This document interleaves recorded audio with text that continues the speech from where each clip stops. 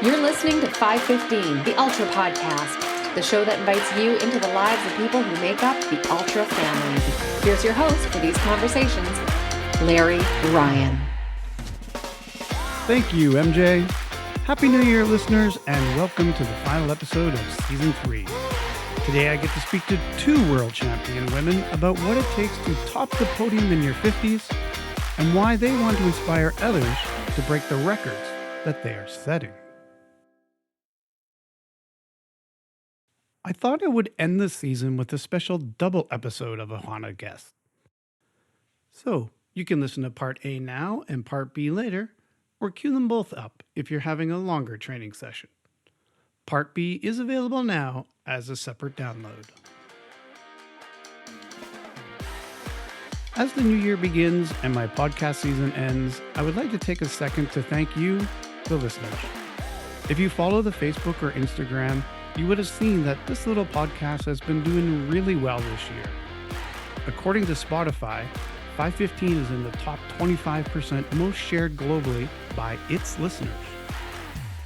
And the reach has now grown to downloads from over 1,350 cities around the world in 68 different countries. Those numbers absolutely astound me. This has helped to increase the number of followers this past year by 118%. Finally, according to Buzzsprout, my podcast platform, 515 the Ultra Podcast is in the top 25% for downloads out of the 120,000 active podcasts hosted by them. In 2023, I hope even more listeners find their way to 515. But thank you for sharing, subscribing, and coming back for each episode. And now, today's guest. My next Ohana guest started as an NCAA All-American swimmer and just missed attending the 92 Olympics. She gave up a VP job in a Wall Street firm to become a pro triathlete. She has 3 Ironman titles, including the Ironman UK, where she set a course record. In Kona, she has finished in the top 10 on 3 occasions for the Ironman World Championship. And a few weeks ago, she topped the other Kona podium, setting a course record of 23 hours, 22 minutes, and 58 seconds for the Ultraman World Championship. Joining me from the city that was the terrestrial home of Mork from Ork, Boulder, Colorado, it is the women's Ultraman World record holder, Dede Griesbauer. Welcome. I've actually never been introduced that way. So congratulations. That's a first, Larry. Thank you very much. I do have to correct you. However, I have left the celestial home of Mork from Work and traveled to the East Coast for the holidays. So I am actually on Cape Cod. We drove out over the last 3 days so that we could bring our dogs. And so, yeah, we're here on the Cape to celebrate the holidays with family. You drove through those storms? We actually missed the storms. We were kind of wedged in between them. So we had some flurries, but not really any bad weather at all. We were very lucky. So we're going to have to time our departure to drive back home to hopefully do the same, or perhaps choose a different route based on what the weather's doing. But yeah, it was an epic journey. Well, you've been on a couple epic journeys recently, for sure, with that Ultraman World Championship. And I'd like to get into that in a little bit, but I'd like to start where you started with Ultraman, which is Ultraman Florida in 2020. And that outing, you actually set the world record for women with 22 hours, 48 minutes, and 31 seconds. What are your memories of Ultraman Florida, other than, setting the record? Yeah, honestly, I didn't go with the intention. I didn't know there was a world record that was up for the taking. I mean, I guess I shouldn't be surprised by that, but the first time I was aware of the record for Ultraman Florida was after day 2. I had a meeting with my coach who was on my crew, and she sat me down and she said, if you run, and it was a fairly cushy run time for me. She said, if you run 10 hours, 35 or whatever it was, she's like, you'll break the world record for Ultraman. And I looked at her and I was like, number one, I didn't know there was a world record. Number two, why would you tell me that? honestly too much pressure going into day 3, even though that's like I had a fair amount of cushioning and thought I could run, faster than 10:35 or whatever it was. But I was like, I just didn't want that kind of pressure. Honestly, I tried to finagle my way into the Ultraman World Championship without qualifying. I had emailed race organizers and was like, hey, here's my Ironman resume. Do you think maybe? And they're like, nope. We'd love to have you qualify at any of our qualifying events. And honestly, I'm so appreciative that they didn't just let me in, because I learned so much at Ultraman Florida that helped so much for the Ultraman World Championship. So having that Ultraman Florida experience, and I'm going to sound like a donkey when I say it, but I mean, I broke the world record, but I made so many mistakes. Like I made so many errors and had so much to learn and sort of clean up about my preparation, particularly my nutrition and my overall strategy, that I was glad to have the Ultraman Florida experience. Plus I got to become part of the Ultraman Ohana, right? So I just got that much more excited when the opportunity came around to race the Ultraman World Championship, because a lot of my Ultraman Florida family was in Hawaii, either crewing or competing themselves. And so it was like a great reunion. And so it was really special. Yeah, I loved Florida. It was a great experience. Yeah. And no matter how many of those Ironman races you have, they don't really prepare you for that Ultraman. You need to have that experience to dial in nutrition and rest and all those other things that happen on an Ultraman course. Yeah, particularly the fueling, because I thought literally my strategy for Ultraman Florida was to go in and repeat my Ironman fueling strategy 3 days in a row. And I found out very early on in day 2 that was a poor strategy. And thankfully, my crew for Florida included Jordan Bryden, who had won Ultraman Canada in 2019 and had then won the Ultraman World Championship in 2019. He's one of my training partners, and he was on my crew, and he just triaged. He drove the van to the nearest convenience store and bought anything and everything that might be useful nutritionally, and just started handing me stuff. He's like, try this. I was like, nope. He's like, try that. I'm like, maybe. Okay, we'll stick with that for a little while, and then we'll try something else. Like it was, thank goodness for Jordan at Ultraman Florida, because he really did help to solve that problem, because I really didn't have a backup plan. And it just goes to show there's so much learning that has to be done. So I was grateful for the Ultraman Florida experience. Mm-hmm. And you ended up setting every record, like for each of the segments there, except for the run, I guess, because you had that cushion. Otherwise, you would have pushed yourself to get that one too. But you weren't even aware of them, so. I think had I pushed myself, I might have actually done more harm than good. The run is where I struggled the most at Ultraman Florida, despite having some nutritional problems on day 2 on the bike. I was still able to bike reasonably well, but by day 3, I got through the first marathon pretty well, but I had some pretty bad GI issues during the second marathon. That definitely slowed me down. So appreciative again, because my plan was after Ultraman Florida to race Ultraman Worlds in 2020, but 2 weeks after we got back from Ultraman Florida, the world changed forever. Right. And so we went into basically a 2-year postponement of the Ultraman World Championship, which ultimately just gave me that much more time to get stronger and smarter and better with my Ultraman planning. So it was always just such a blessing that I didn't realize at the time. Yeah. I met Jordan at Ultraman Canada, and he's been on the show as well, but I think he described nutrition as the 4th discipline for Ultraman. No, absolutely. Yeah, no, absolutely. And for me, even in my Ironman racing, nutrition has been a bit of an Achilles heel for me. So it's been something that, given my experience at Ultraman Florida, I really doubled down and changed nutrition sponsors and started working with a new nutritionist. I've worked with several nutritionists across both of my careers, both as a swimmer and as a triathlete. And no one really quite stuck. And then I was introduced to my current nutritionist, and we just hit it off really well. And he made things really simple and wasn't trying to recreate me as a human being and change my habits, was just trying to find little things to change that yielded huge differences. And over the course of the couple of years we've been working together, it's paid massive dividends in my fueling. Mm-hmm. Yeah, clearly. you got that dialed in now.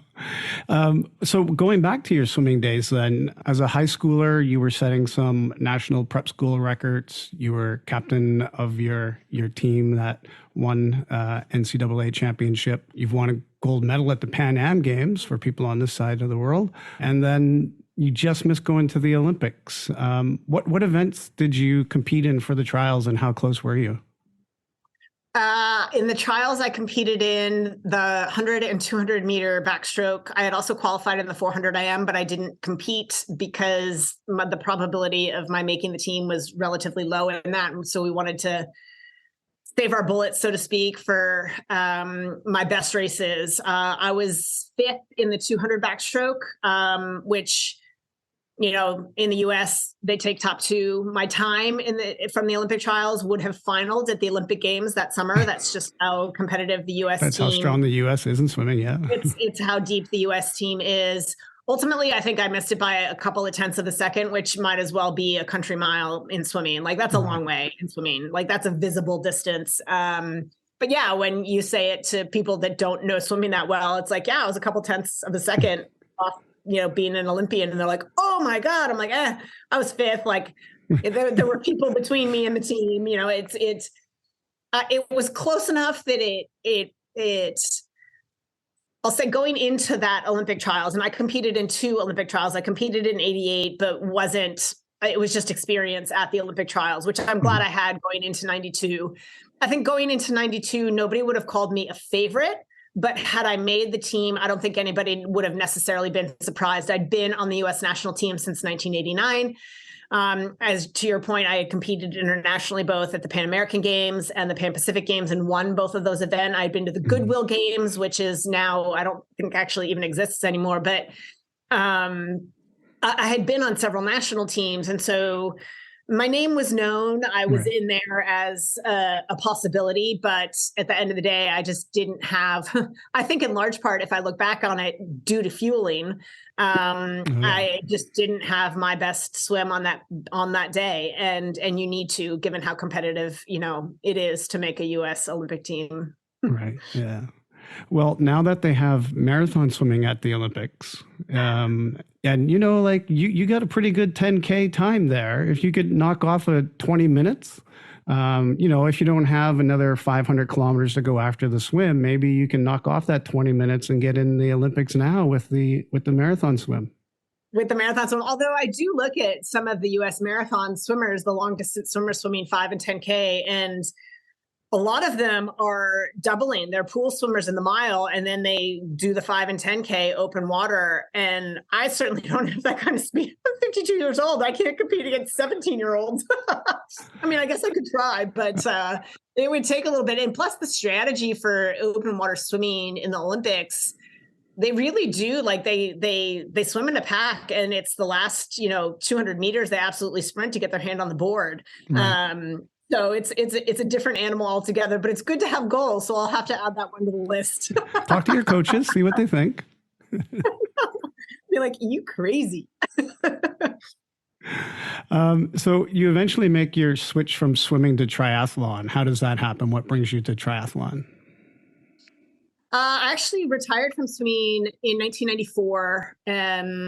I had finished college in 92 and swam for a couple of years post-collegiately, which was highly unusual at the time. There wasn't a big post-collegiate, there wasn't a support system for athletes to swim post-collegiately. But when I finished my senior year at Stanford, I had swum best times. I was still loving what I was doing. And I saw no reason to quit. So I did swim for 2 more years, but I didn't make the World Championship team in 94. And I just felt like I was kind of falling behind my peers, professionally speaking. My parents were like, you need to go out and get a job. So I went out and got a job and applied to business school and got my MBA at the Wharton School at the University of Pennsylvania, and then went to work on Wall Street. So I actually took a little bit of a break from being sort of an athlete. I stayed active and I ran a couple of marathons just because I found running to be a really efficient way to stay fit. And I always liked having a goal. So probably once or twice a year, I'd find a marathon 6 or 8 months down the road and train not particularly wisely. Like I wasn't doing any speed work or even really any tempo runs. I would just go out and every once in a while do a long run and then line up for a marathon. And my results showed it. I mean, I think I ran in the time between being a swimmer and being a triathlete, I think I ran somewhere around 10 marathons, and all of them were within 4 minutes of each other in terms of time. Wow.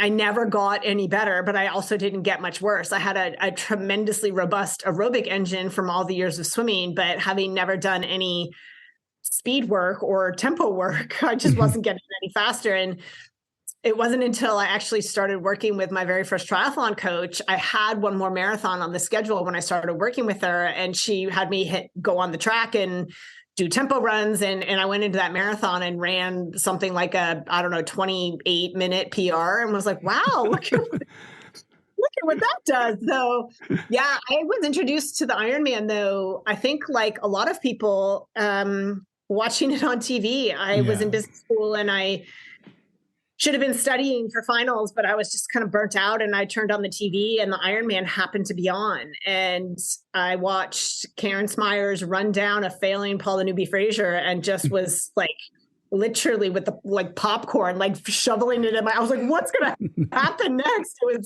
It was so exciting. And my coaches had always told me, even as a swimmer, that, you get better as the distance gets longer. And it was a crying shame as a backstroker that there wasn't a mile backstroke, because I think honestly that might have been my event. Yeah. So I saw it on TV, and I just sort of had this thing. I wanted to do it. I wanted to see if I could do it. I had run my very first marathon while I was in business school, and the summer before business school, I had ridden my bike across the country with a boy that I was trying to impress. So he was planning to ride his bike across the country, and he's like, do you want to come? And I was like, okay. I bought a bike, and 5 days later we flew to Seattle and started riding back to the East Coast. Oh my God. Yeah. So the boy ended up being not that impressive, so that was ill-fated, but we did finish the trip. And so when I saw the Ironman on TV, I was like, well, I swam in college, I did the bike trip, I know I can bike a long way, and I've run my first marathon, so let's see if I could do this thing. And so I signed up for an Ironman the summer after business school before I started my job on Wall Street. It was a great sort of outlet. I had 3 months off before I had to start my job, and I just said, I'm going to get as fit as I can and see how it goes. And I loved the experience. I raced Vineman out in California when it was a full distance Ironman, and I loved it. But I went to work on Wall Street. I was living in Manhattan, and I was like, it was sort of a one and done bucket list, scratch it off. And it wasn't until a couple of years later, I met my husband, we'd gotten married, and I said to him, I remember so distinctly, I was like, I kind of want to try another Ironman, before we start a family and things get crazy. And I ended up signing up for Ironman Florida, and I qualified for the Ironman World Championship. And I was like, well, going to the Ironman World Championship sounds like a lot more fun than having a kid. So let's do that. But it was at that point that I hired a coach, because I thought I really needed some help, because I wasn't super well prepared for Ironman Florida. I relied on the aerobic engine that I had. Yeah. And I ended up being introduced to Karen Smyers. I was living in Boston at the time, and she lives outside of Boston. And so she agreed to coach me, and I raced 2 more years as an amateur, and it was at her urging that I quit my job and start racing professionally. So yeah, I lit up at the idea of being a professional athlete. I think sport has been such a big part of my life, growing up as a swimmer, and it's just something I can relate to. So when the opportunity presented itself again, I had to try, and my husband was incredibly supportive. Neither one of us envisioned that my career would last for 20 years. But here we are. Yeah. and just getting stronger. Well, yeah, in a lot of ways, I feel like I am. I'm getting smarter, and yeah, I am getting stronger. So it's exciting. It's exciting. I think I worry a little less about what others might think. And I think that's been very liberating, that I'm willing to do things and take chances. Because at this point I have nothing left to prove, really, except to see for myself what is possible. And it's been really, really exciting. Mm-hmm. Well, I know you said at your Ultraman Florida speech that you gave up an underworking, overpaid job for an overworking, underpaid job to become a pro triathlete. But that's obviously the best thing that you've ever done. 100%. I still, I mean, every once in a while when I look at our bank account, I'm like, yeah, maybe that was a questionable choice. But I would say that I'm a lot happier. I think as a family, we're healthier because of it. I think our lives are more balanced. I mean, my husband still has a very stressful sort of corporate job in financial services. And so we live that. But through my involvement with Ultraman, I think he's more active and more fit. And I think that aspect of my job and my career just keeps us really well balanced in a way. And yeah, I really have no regrets. I mean, it'd be nicer to have a little more money, I'm not going to lie, but I think we're happier and healthier for it. Yeah. Partway through your career, you actually had a very serious crash as well. Can you tell us a little bit about that? Because I understand it was potentially a career-ending injury in the triathlon. Then you would have had to go back to Wall Street. I don't have to go back to Wall Street and make all that darn money. Yeah, so it was 2011, I believe. I went over to race the European Championship in Frankfurt, and I had traveled over to Germany by myself.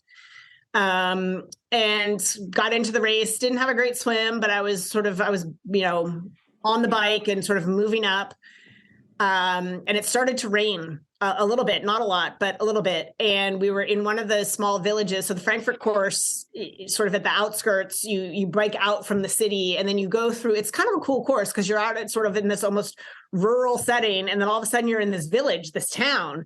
And in the town, there's a series of sort of almost every town, there's a series of these roundabouts. And so I was in one of the towns headed into a roundabout. And what I didn't realize is that the roundabout was lined with cobblestone. And so I was cornering to enter the roundabout and realized, oh my gosh, I am cornering on wet cobblestone. And as soon as I saw it, my wheels flipped up to the right, and I just slammed down on the pavement on the left. And I mean, I was going, according to my Garmin, about 20.4 miles an hour around the roundabout. And so and the doctors told me that ultimately this ended up being a good thing, which when you hear the list of my injuries, I was like, that's good. I sort of skidded along the pavement like a pebble on a lake, right? So I was like, boom, boom, boom, boom, boom, as I skidded at high velocity across the pavement. I lost consciousness. I was airlifted to a trauma ICU in Frankfurt and spent 3 or 4 days in the ICU. I broke 2 ribs. I broke my elbow, which is fine. But I broke my pelvis in 2 places and I broke my hip. And so I wasn't actually aware of all of this while I was in Frankfurt. I knew about the elbow and I suspected the ribs, but they hadn't done any imaging on my pelvis. And it wasn't until they wanted to move me from the ICU to general ward. And again, I'm by myself in Germany. My last name's Griesbauer. So everyone's speaking to me in German, like I understand what's going on. And I was like, I just need to get out of here.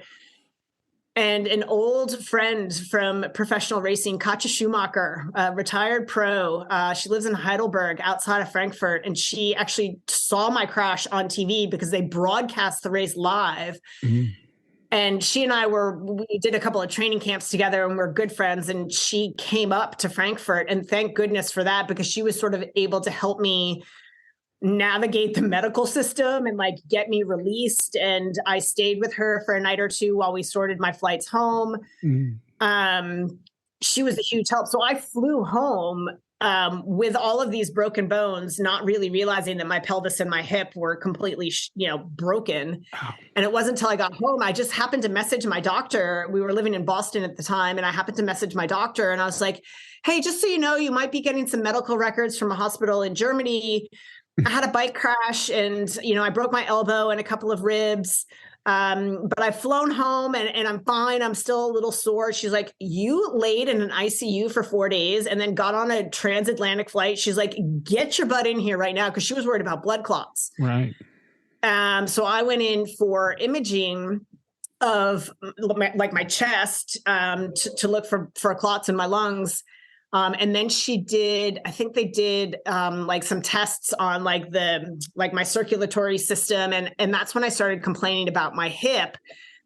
And they basically put me in an MRI tube and scanned my entire body to see exactly what was going on. And that's where they discovered the fractured pelvis and hip. I was fortunate in that none of the fractures were displaced. But where I fractured my hip, I went to see an orthopedic trauma specialist in Boston. And one great thing about Boston is there's a lot of really good doctors and hospitals. And so I went to see an orthopedic trauma specialist, and he looked at my scans and he said, you're going to heal and you're going to be fine, but I don't think you'll ever run again. Not the way that you need to be a professional athlete doing what you want to do. Right. Immediate devastation, right? And so I walked out of there doomsday scenarios, like I've got to clean up my resume, I've got to find a job. And my husband was like, wait a minute. He's like, he's one doctor in a city of a gazillion orthopedic specialists. So we went and we saw another one, and he disagreed completely. He's like, this is not a career-ending injury. He's like, it's a non-displaced fracture. He's like, you need to be really careful, and you need to manage your rehabilitation. And you need to do a lot of PT, but you're going to be fine. So my husband's like, let's listen to him. So we did. And I went through the whole PT process, but I rushed it. I was stupid. I rushed it. And I was anxious to get back out racing. And I came back too soon and ended up with a stress fracture in my sacrum because I still was tremendously imbalanced, and I didn't have the symmetry to go back to doing what I had been doing. And it really did slow me down. And I had a series of sort of follow-on injuries because I had rushed the rehabilitation, but ultimately I did make it back to racing. Yeah. Yeah. So obviously with swim, bike, and run, anything with the hips is going to be major downfall for you. Have you now gone through everything that you need to where you're super strong again and everything's balanced, or do you still have like a niggle here and there, or you get into some cold weather and you feel it? How is it now? No, I feel entirely healthy now. I still have a weird lump where I landed on my hip. I call it my saddlebag because it kind of it just makes my hip protrude a little bit in that spot, but it doesn't give me any problems. I don't have more pronounced injury patterns on one side versus the other. For a great number of years now, I've been pretty even. I spend a lot of time in the gym, and that's both a function of, I think, just trying to build a stronger, more robust athlete, but also as injury prevention. And of course, my age. I think as we get older as athletes, I think that gym work becomes more and more important. And so I'm super dedicated to my gym work. I have a great strength coach, and she does a wonderful job of feeding me what I need to stay strong and still be getting faster at my age. Who's your coach? Who's your strength coach? Her name is Kate Ligler. We're going to make sure that she gets her props on the. Yeah. Give her a shout out. Kato Strong on Instagram. She doesn't do a lot of Instagramming. She's not really into it, but she is a wonderful strength coach, and it's been great working with her. She's a pro cyclist in her own right, and so she knows our sport. She works with a lot of triathletes as well, and she does a great job. Very good. So you raced your first Ironman at the age of 26, and now 26 years later, you've become the world champion at the Ultraman distance. As I said, you set a course record when you did it. You broke the record by more than 45 minutes. You won the women's race by an hour and 45 minutes. And you finished third overall for the race. What was it like to take that title at the Ultraman World Championship for you? Oh gosh, it was. I still don't think I've processed it fully.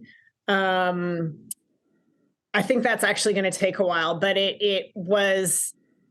I've been an athlete for nearly my entire life, right? I'm 52 years old. I started swimming when I was 4. I started swimming competitively when I was 6.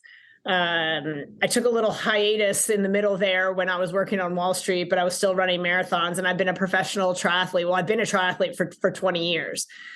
So I've been around sport an awful long time, and I know enough to know that even with the most thorough of preparations, that oftentimes you get out there on race day and you just don't get the day you deserve. Yeah.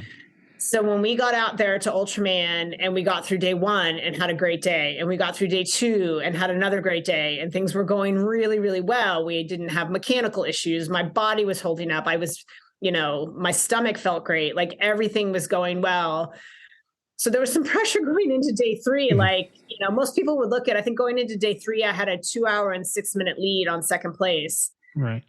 And most people would pat themselves on the back and be like, yeah, I'm a world champion. I just got to jog, halfway around the big island of Hawaii to get to the finish line. And this is a done deal. But I was very respectful of what needed to be done on day 3. And really, until I saw that finish line, didn't let myself comprehend that I had the kind of performance at the Ultraman World Championship that reflected the preparation that I put in. And I'm just so grateful for that, because it doesn't always happen that way. I take my sport very seriously. I do treat it as a job, and a very serious job. And I try to go into every race absolutely prepared, but you don't always get what you deserve. And so the Ultraman World Championship was just a really special experience where I got exactly what I deserved. And my crew was amazing. They took their job seriously. I had other athletes reach out to me and be like, could your crew put on a training camp for my crew? Because you guys were like next level crew. And they really, really were. And part of it was that some of them had been my crew at Ultraman Florida as well. So they had crew experience. Right.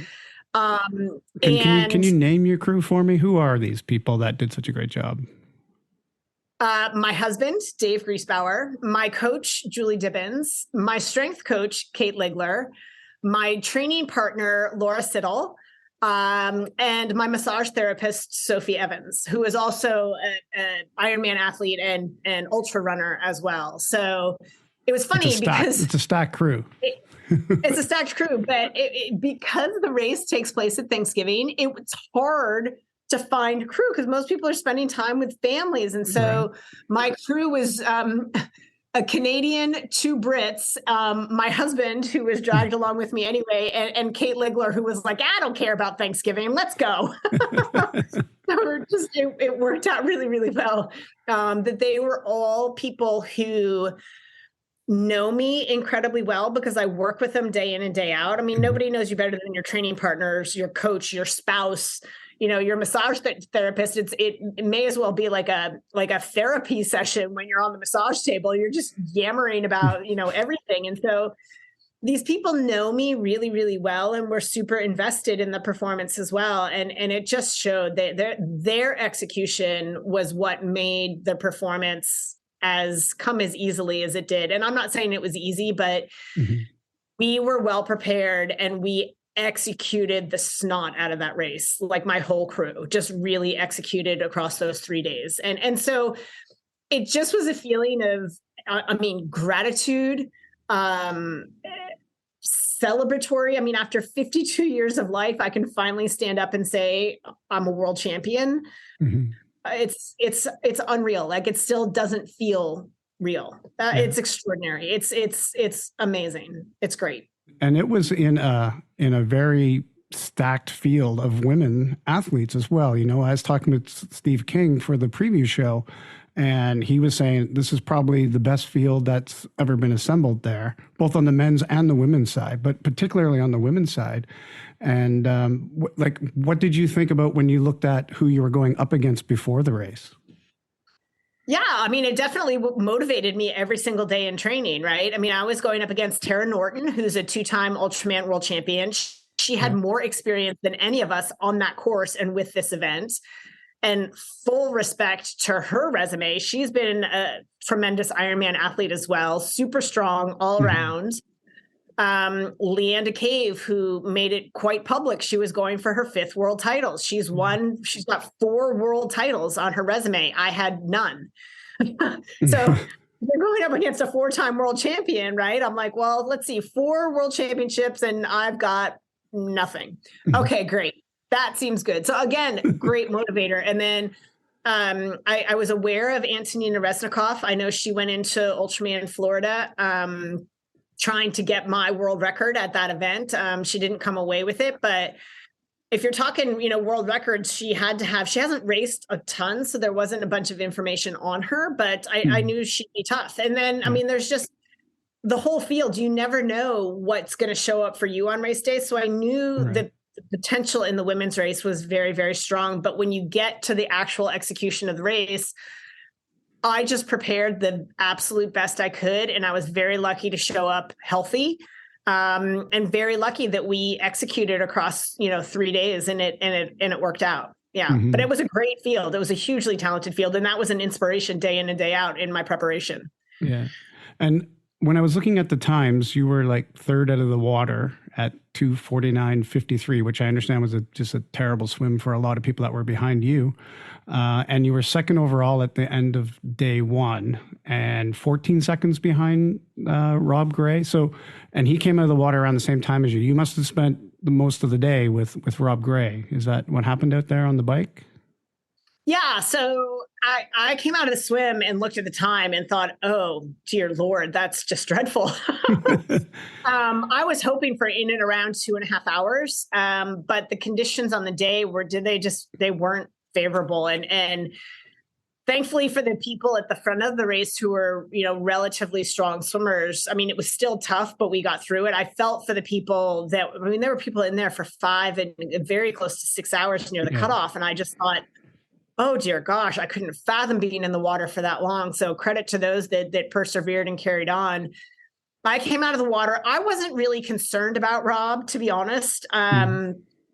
We came out of transition almost together. I think he was a little bit behind me and immediately shot past me. But on the climb up to Captain Cook, I kind of went back by him and we exchanged. He lives in Boulder. I know who he is. We've done a ride together a few years ago, but I don't know him well.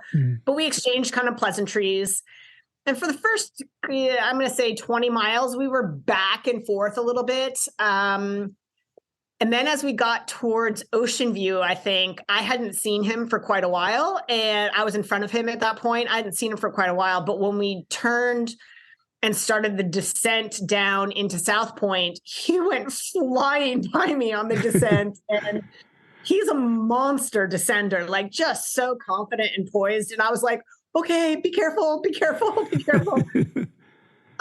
So I think he was at that point, probably 2 to 3 minutes in front of me. Like I would still occasionally see his crew. So our crews would see each other quite a bit. Right. I hadn't seen him because he was behind me. So I think he was maybe a minute or two behind me for a while. And then he overtook the lead on the descent and was a couple of minutes in front of me, but I did continue to see his crew. And it wasn't until probably 15 miles left on the climb up to Volcano that I would start to sort of catch glimpses of him on the climb on some of the straighter sections. But again, I wasn't focused on Rob. Rob wasn't focused on me. He knew who he was competing against. I knew who I was competing against.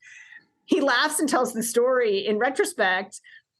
He works with Matt Bottrell as one of his coaches or advisors. And our squad works quite a bit with Matt Bottrell, advising on aerodynamics and some cycling specific stuff. And so my coach, Julie, told me that as soon as day 1 ended, Rob Gray was texting Matt Bottrell being like, dude, she's not human.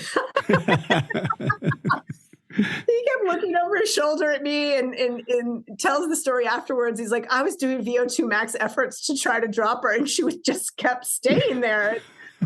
Again, my focus wasn't on Rob, but we had a great sort of camaraderie. After I crossed the line, I went straight over to congratulate him because we did spend a lot of time in proximity to one another and with our crews back and forth. So there was a lot of communication back and forth, mostly amongst the crews to him and, his crew to me.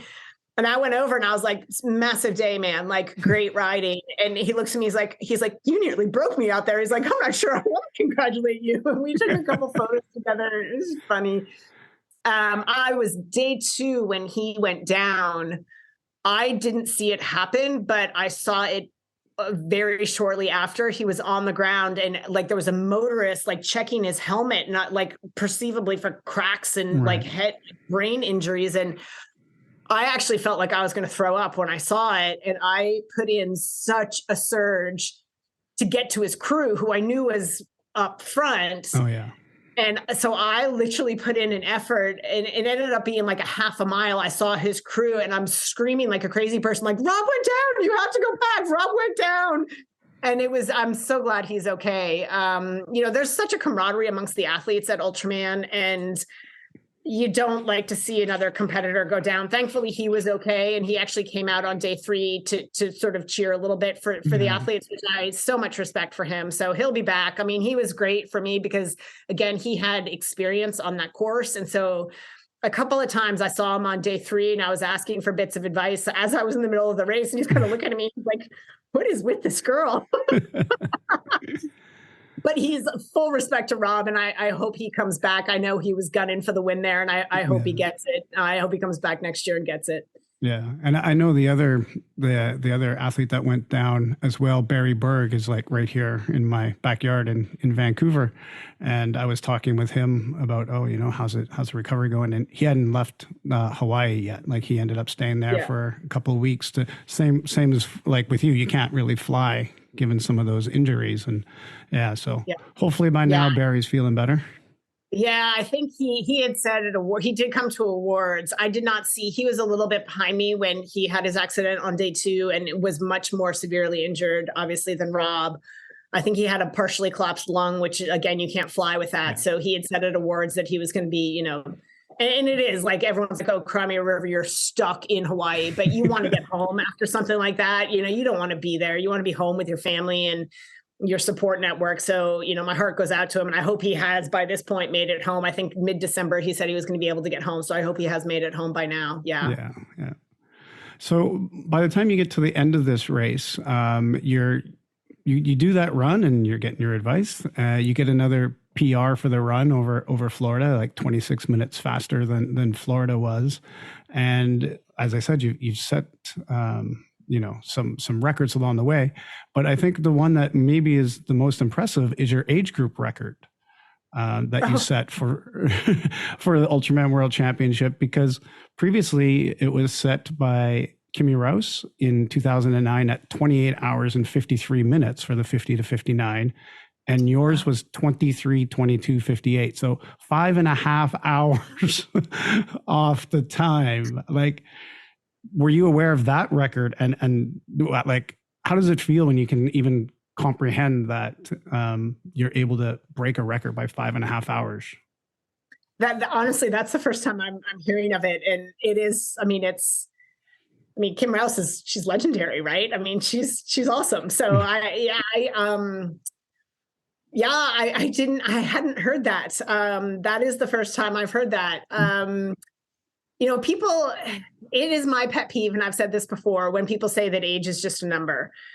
And I'm like, that is such a lie, because age is a really real thing. I was like, obviously the people that say that age is just a number are like 24 years old. They don't know. They haven't seen me get out of bed in the morning to say that age is just a number. Age is really real. But I hope what I'm proving is that we can still be successful in spite of our age. So while to learn that I broke the age group record at Ultraman Worlds by 5.5 hours, I hope I'm proving to people, and particularly to women, I hope that record gets broken. I hope someone takes the torch and says, I can do this. I'm 50, whatever years old, and I can still do this and be successful. So I hope I hold it for a little while, because that's kind of nice to know, but I hope that someone breaks it, because I think older athletes, masters athletes around the globe are proving that we can get better in spite of the fact that we're older. And that's what's motivating me to keep going as a professional. I'm the oldest professional triathlete on the planet.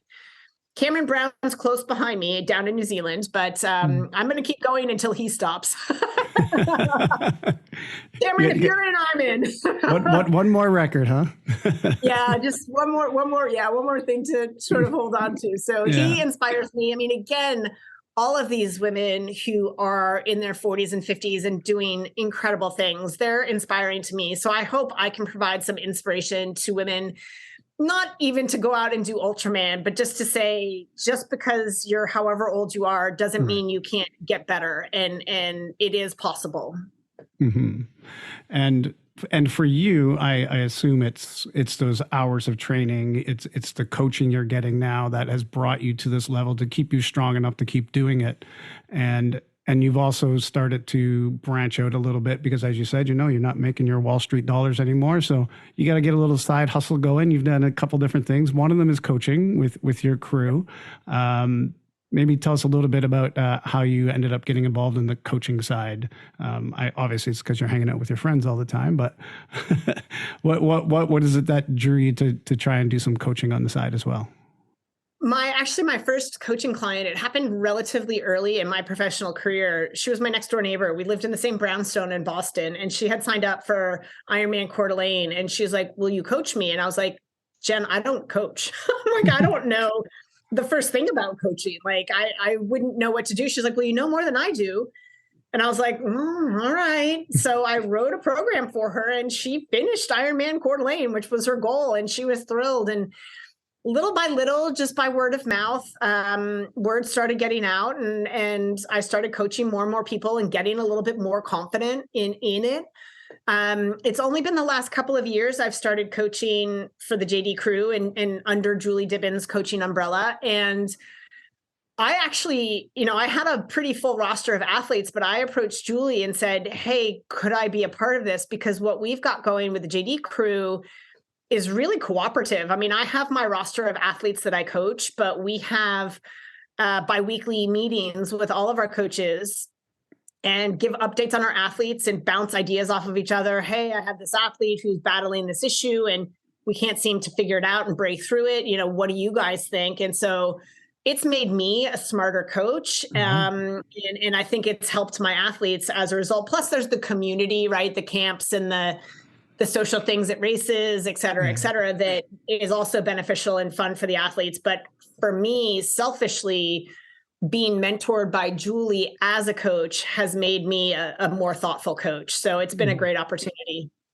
And what do you think it is about that Colorado area that draws so many triathletes? Like, I don't think, maybe you can tell me, do the athletes come to Colorado, or are they born at a Colorado? Like, Colorado is a terrible place to race and train. Nobody should move there. No, I'm just kidding. It's getting overrun with triathletes. We want to keep it a secret. Honestly, there's great roads for riding. There's great trails for running. There are all of the things that make a training environment good. It's beautiful. It's close to the Denver airport. It's in the middle of the country, so it's easy to get to races on either side. It's, there's so many things about it, but I think it's not just triathlon. It's running, it's rock climbing, it's cycling. And so there's also the community of people who support us as athletes, strength coaches, PTs, massage therapists, sports psychologists. The best of the best are there. And it really has, I didn't realize this at the time. We moved to Boulder from Boston when I joined. I was working with Siri Lindley, and she moved her training base to Boulder. And my husband ended up randomly with a job opportunity in Boulder. And so we're like, yeah, Boulder would be fun. And again, we moved there thinking it'd be, a few years. He's settled into a great job there and is like very successful in his career. And for me, it's being in Boulder. I think if I was still in Boston, I wouldn't be doing what I'm doing because there isn't the community there to support it in the same way at the professional level. So it's really prolonged my career. There's great swim squads. There's great masters. The things that triathletes need to be successful, and athletes in general, endurance or any kind of outdoorsy sport, the resources are there to keep you healthy and keep going. Right. I was in Boulder this summer on a big road trip tour, and I thought it was just a great little town. It's definitely one I'd like to go back to. Like, it does have that small town feel to it, even though you're right next to Denver. But yeah, so I can see how that would be an attraction for a lot of people. Yeah, we love it there. We're super happy. I don't see us going anywhere anytime soon. And of course, the other side hustle that you've picked up on is doing commentary with Ironman. How long have you been doing that broadcasting now with Ironman?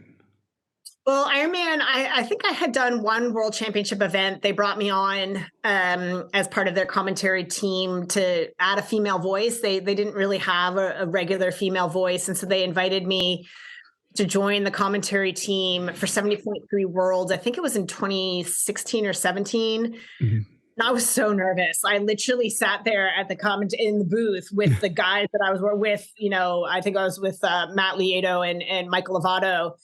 And anytime I had something to say, I literally put my hand up, and they were like, they're like, okay, this is a different way to go about it. I was so nervous. And it was in 2018, actually, that Ironman signed the agreement with Facebook where they're going to start broadcasting these races live on Facebook Watch.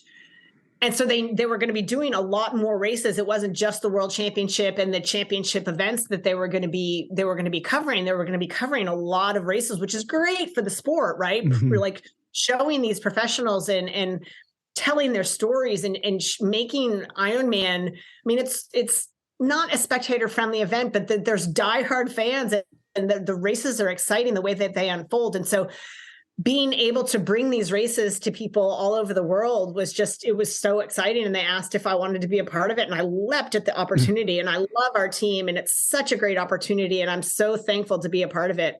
How do they decide who does what job? Who's on the course? Who's in the studio? I don't know. They've never sent me out on the course. I don't. Which is fine, because I would probably fall off the back of the moto if I'm being honest. Maybe they just figure I'm better sitting in a chair in the studio. It's safer. I don't know. I have great rapport with our entire team, so we do swap out. Oftentimes, they'll put Greg Welch down sort of at the hot corner of whatever race we're broadcasting, and Lieto they tend to put as our man on the street. Maybe they just don't want to call me the woman on the street because it would be controversial. I don't know. But for now, I'm in the booth. But no matter who's beside me in the booth, we have a great rapport. We have a fantastic team. Yeah. Not only our team of commentators, but the whole team at Ironman that supports us, and our team at BCC, in studio. They're great. And again, it's been educational for me. And it's in a lot of ways made me a better athlete, because the things that even in my long career, the things that I haven't experienced myself, I've now watched as a commentator. I have a front row seat to the best in our sport executing their craft. And I get to study it and talk about it with other people that have been around in the sport for a long time. And it's made me smarter. And I'm just, at the end of the day, I am the biggest triathlon nerd. Like, I'm just a fan of the sport. And so I love being able to tell these stories, and I get really excited to sit on the mic and commentate races. I just love it. So have you got to the point now where when you're like, I was watching the World Championship, and, you guys started right off at body marking, and I saw Jane Bocas there, right front and center for the body marking. But are you able to now, like, if they do a pre-interview, are you able to tell the athletes like, oh, that they're nervous right now, or maybe there's something they're not saying? Like, have you got to that point where you're able to read the athletes a little bit better now? I think everyone tries to put on their best poker face, but you can, like, we definitely comment when we're off mic about, wow, they looked really, really nervous. Some people just wear their nerves in different ways. I don't think it's necessarily telling of the performance that they're able to have, but I think you do start to notice things about, when athletes go quiet on social media, there's speculation they must be injured. Like, we try to do our homework as to what's what, because it adds to the stories that we tell. But I don't think, it's just so hard to predict, right? I don't think anybody would have predicted. I mean, certainly people were predicting Norway, Team Norway for the Norwegians for the men's side, but I don't think anybody would have given Sam Laidlow the time of day. And the fact that he put out the performance he did was just so exciting. And we're sitting in the booth, like at the edge of our seats, we're like, oh my God, he's doing it. And the same with Chelsea Sodaro. I mean, I don't think anybody would have been shocked to see her in the top 10. I don't think anybody picked her to win. And the fact that she, was able to hold on, we get to share that, and the excitement that we feel, I hope we impart to the people watching along. It's spectacular. Mm-hmm. And I was watching you pronouncing all those Hawaiian names so well. Is that because you spend the time to practice those, or you just heard them so many times over the years? How long does it take for you to prepare for one of these races? Like maybe just that last World Championship. How many hours are you putting into your prep? I'm a studier. I like to be prepared. I think some of my co-commentators feel more comfortable sort of, I don't want to say winging it, but they like to experience a lot of things sort of firsthand as the race unfolds. Right. But I study. I go through the entire field. I read all of the notes, and, out of respect, our whole team goes through coaching for how to pronounce those Hawaiian words out of respect for our host community, because to mispronounce them it's just not respectful. So we try to study and do it right. The same goes with the pronunciation of some of the names of the racers, right? Yeah. We mispronounce names all the time, but we try to, we work hard to not do that. So we appreciate when people correct us and guide us in the right way, and try to just, I like to do a good job. I take my job very seriously in that regard. So I'm a studier. I spent a lot of hours preparing for it. And I hope that shows. Oh, it does. It definitely does. And I know that now with the YouTube, Facebook, Peacock thing, all the ways you're broadcasting this, there's a lot of enhanced features. So if people weren't watching these things yet online, can you tell us a little bit about some of the enhanced features that you're doing? Yeah, for the Ironman World Championship, we had some great enhancements where you could choose your camera views. So we typically were streaming just one view, but viewers at home could select, men's, if we were on sort of the men's chase pack, they could choose to continue to watch the men's leader, right? So they could watch, if they were a fan of whoever was leading the race, they could watch that camera, or, have the transition camera, or just the leaderboard. So, having multiple views and multiple options for the athletes for the fans to watch, I think was great. Some of the commentary that people are able to comment in, obviously on Facebook, they've always been able to comment in, but I think some of that enhanced chat features, so people can carry on conversations about, the race. And we do try to police it for people that take it down a path that it doesn't need to go. Yeah. But to really make the fans and the people watching at home, or even the people watching on the ground, people are on their phones watching us, watching the race, and they'll comment in, we might not have a camera on so-and-so, but they just flatted and they're on the side of the road and someone comments on it. And so we're able to then, send the camera back to say, hey, so-and-so is at mile X and this has just happened. So the interaction, I think, is fantastic and leads to the experience. We want to do a better job, and there's a lot of things that we could do better and that we want to do better, but it ain't cheap. So, we need to be mindful of budgets, and the free coverage is something that we're proud of, and we could make it better, but it costs dollars. And so what we do with what we've got, I'm super proud of. And we hope to continue to make it better and better, and make that experience better for the viewers to show these athletes and tell these stories. Mm-hmm. Yeah, no, I was really impressed with it. It was great to watch. I don't think I could let you go without asking you about the 2-day format. What was your impression of the 2-day format, and now with the idea of it moving men's and women's to different locations? What are your feelings on these things that are happening with the race? I was a huge advocate of the 2-day format because I believe that the women deserve to race their race on their day. Mm-hmm. Our ability to cover the women more thoroughly because we have greater resources to dedicate to the women and then again to the men. We covered more men because we didn't have to take 2 of the cameras and send them to the women's race. Right. Like we could show more with this 2-day format. So I think I'm a big fan of it because it gives the women's coverage, having a woman first across the line. And I know maybe that doesn't make sense if you're a man.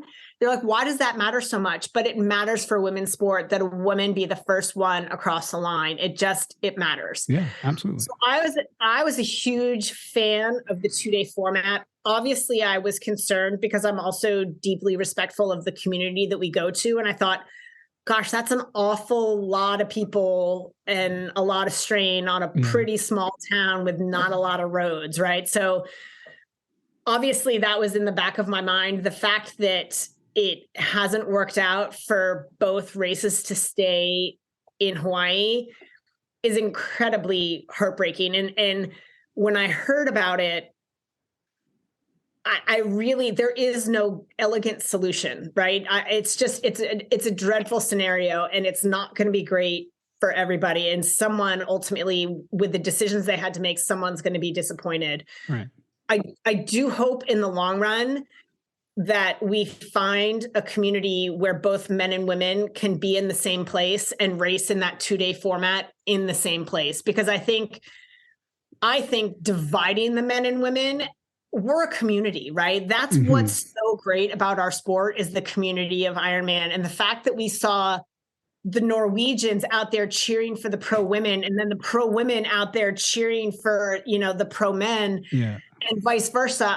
I think to divide that detracts from our sport. So I do hope that eventually we find a community, whether it's back in Hawaii or whether it's somewhere else, where we can all be together, because I think we all need to be together. But for now, I love the fact that the women get to race their race without involvement from the men, be it age group men or pro men. And that same thing for the men. They get to race their race without the women.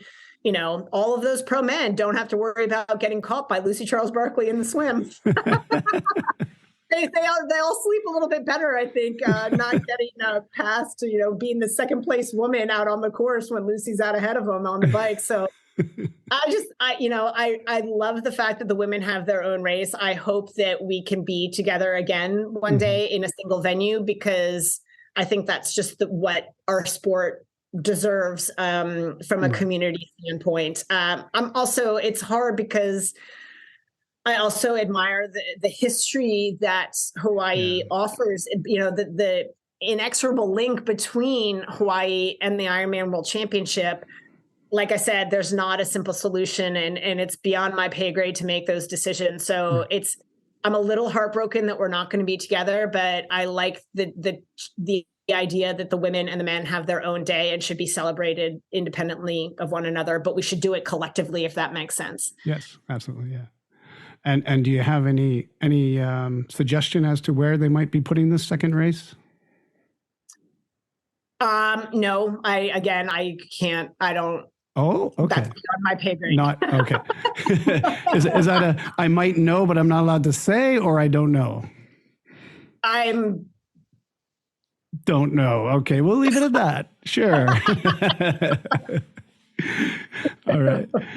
Well, hey, Dede, I want to thank you so much for coming and sharing your stories. I know everybody was really watching that Ultraman World Championship, and also everybody's watching that Ironman World Championship where you were commentating. So it's nice to have you here and to share some of that background and behind the scenes stuff and how the race actually unfolded for you and your training that led to it. So thanks for sharing everything that you did with me today. Thanks so much for the opportunity. I mean, again, I'm a fan of the sport, so anybody that is willing to listen, I hope they hear my enthusiasm and my love. It's a special opportunity we have to get to do this crazy, sometimes stupid sport. And if there's any people out there looking to get into Ultraman or that are in it and looking to improve and they just want to get some tips from a champion, is there a way they can reach out to you and ask a few questions? Yeah, absolutely. I'm probably most responsive on Instagram. Yeah, I do respond to Facebook Messenger. I have a website and that has an email, but I'm dreadful about checking it. So if I'm sluggish to get back to you, maybe just ping me on Instagram and say, hey, check your website email. Yeah, but yeah, I love interacting with people and answering questions and really taking the time. A lot of people were very patient and kind with me in answering my questions when I first got started in the sport. And I've had a lot of help getting to this Ultraman World title. So I'm a big believer in paying it forward. So absolutely reach out. I'd love to be helpful to anybody that's looking for, questions answered. Unless they're in the 50 to 59 age group. Well, no, go for it, man. Hey, I'm gonna cheer. I'm absolutely gonna cheer you on. I would steer clear. Like, don't ask me questions about astrophysics or anything like that, because I don't know that stuff. But anything triathlon related, absolutely, light me up. All right. Thanks once again. Thank you. Remember, this is a special 2-part episode, so be sure to also download Part B to hear my conversation with the 2022 55 to 59 age group Ironman Women's World Champion, Yvonne Timewell. Available in the library. Hey, if you liked what you heard today, please tell a friend and be sure to subscribe wherever you get your podcasts. We'd appreciate it if you'd rate and review the show while you're there. Drop the names of the people you think we should interview and we'll get in touch with them and make that happen. Thank you for listening to 515, the Ultra Podcast, a production of 55 Enterprises.